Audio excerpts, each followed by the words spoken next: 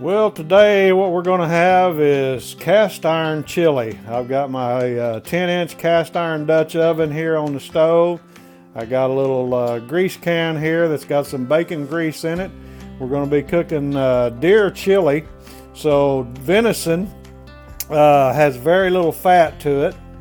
And I've got my other ingredients here. I've got a little over 2 pounds of ground venison.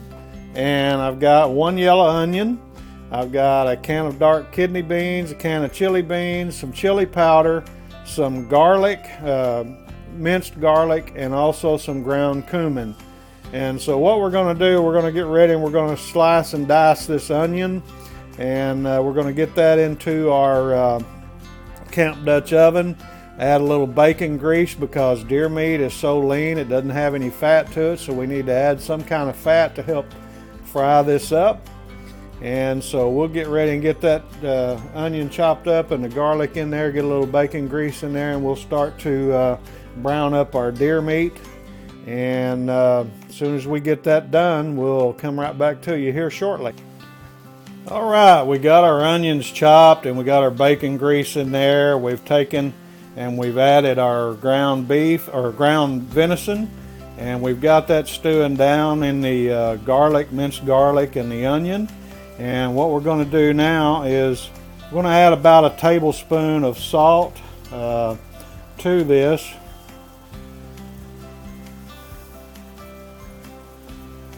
And we'll do about half of it, and then we'll put the other half in when we get all the other ingredients in with the chili.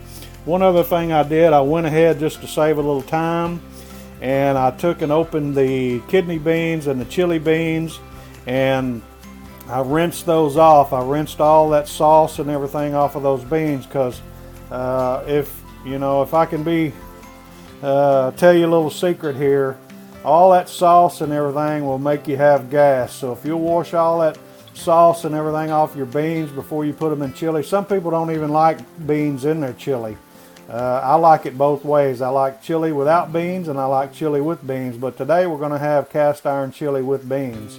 And so anyway, we've got those beans rinsed off and everything, and they're draining here, and we've got our venison stewing down and cooking down in these onions, garlic,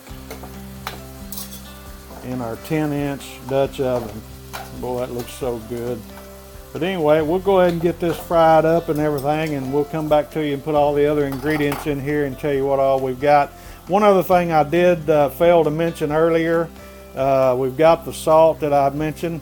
Also, one other thing is oregano, and I've got some homemade oregano, or not homemade, but homegrown oregano, homegrown and it's ground.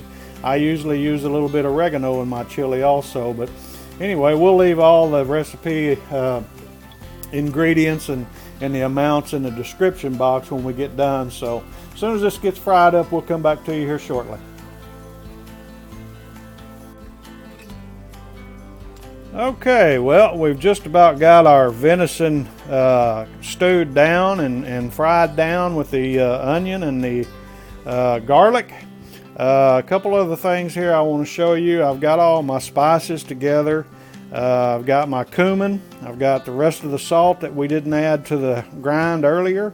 I've got a teaspoon of oregano, and I use about a tablespoon, I'm sorry. And then I use about 4 tablespoons of chili powder. Now, a couple other ingredients I didn't mention earlier.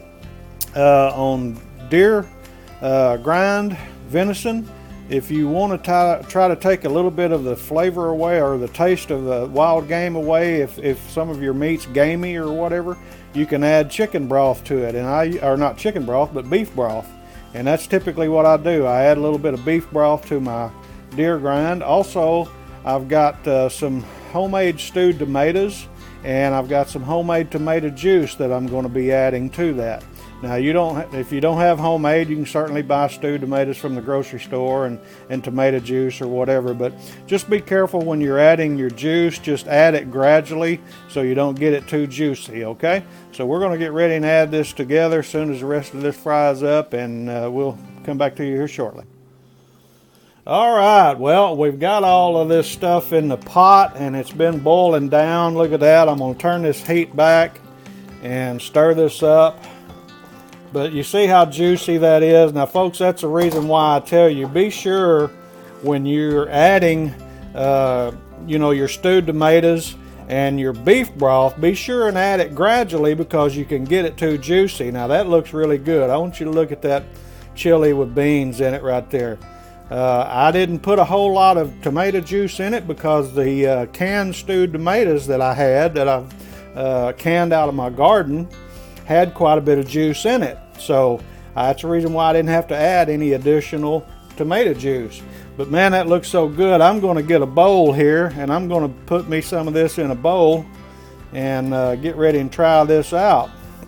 Boy, look at that. Now folks, that right there is some deer chili. Now what I'm going to like to do, you may not like to do this, some people do, but I've got a little extra shredded cheese that I had in the refrigerator. I'm just going to add a little extra shredded cheese on that. Let that melt down in there. Some people like crackers, some people like Frito scoops and different things. Some people just like chili like it is, but I like to put a little cheese on mine. And so we're going to take a taste of this and see what it looks like here. Well, that is hot. Be sure and blow that off, folks, before you get a big bite of it. Look at that.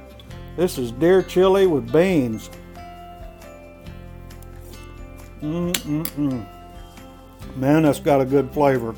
Like I said, the trick to this on deer chili, deer grind, is if you don't want it to taste like it's wild game or whatever, you can add some beef broth to that.